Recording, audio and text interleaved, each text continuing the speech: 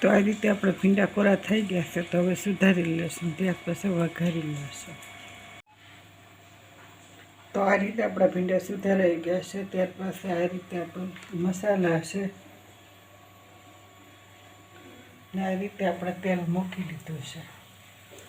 તો હવે રાઈ જીરું નાખી દઈશું.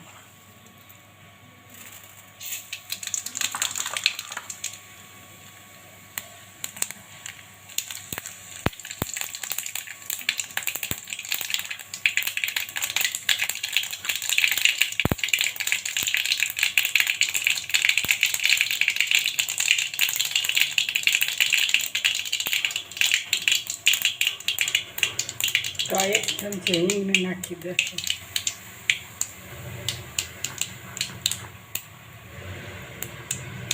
ત્યાર પછી 1 ચમચી હળદર નાખી દઈશું.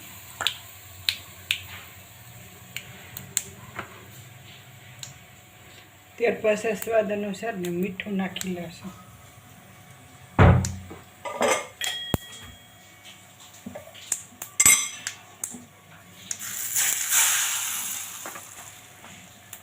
ત્યાર પછી આ રીતે ભીંડાને નાખી દઈશું.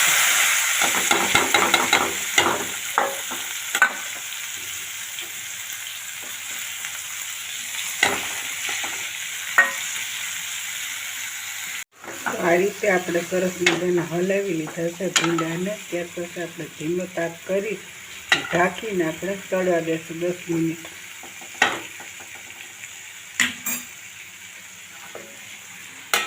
ત્યાર પછી આ રીતે ડીશને ઢાંકી દઈશું અને આ રીતે વરાળમાં આપણે ધીમે ધીમે ભીંડાને સળવા દઈશું. તો આ રીતે આપણા ભીંડા સરસ સળી ગયા છે. હવે આપણે 1 ચમચી લસણ ચટણીને નાખી દઈશું. તો ત્યાર પછી આપણે હલાવીને ધીમે ગેસે સળવા દઈશું. તો આ રીતે આપણે લસણ ચટણી નાખી દીધી છે. ધીમે ગેસે આપણે સળવા દઈશું. ત્યાર પછી આપણે ધાણા જીરું નાખી દઈશું. તો આ રીતે 1 ચમચી ધાણા જીરું નાખી લઈશું. ત્યાર પછી આપણે 1/2 ચમચી ગરમ મસાલો નાખી લઈશું. ત્યાર પછી આ રીતે હલાવીને 5 મિનિટ આપણે ધીમે ગેસ ઉપર સળવા દઈશું. તો આ રીતે આપણું ભીંડાનું શાક સળી ગયું છે. હવે આપણે રોટલી બનાવી લઈશું.